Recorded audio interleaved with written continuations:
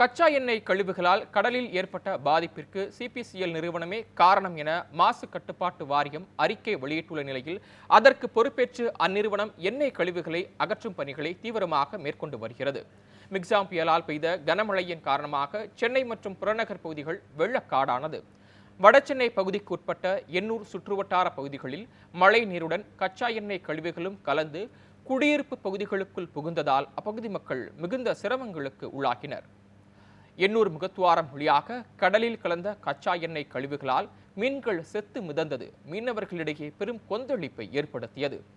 இந்த சம்பவங்கள் தொடர்பாக தேசிய பசுமை தீர்ப்பாயம் தாமாக முன்வந்து வழக்கு பதிவு செய்து பாதிப்பு குறித்து விசாரிக்க தனிக்குழுவையும் அமைத்தது.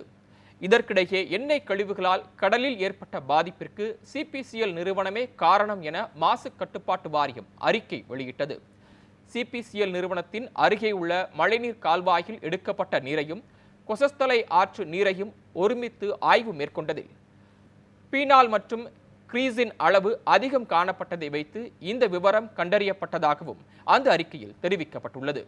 அதனைத் தொடர்ந்து இதற்கு பொறுப்பேற்று கடலில் கலந்துள்ள எண்ணெய் கழிவுகளை அகற்றும் பணிகளில் அந்நிறுவனம் தீவிரமாக ஈடுபட்டு வருகிறது.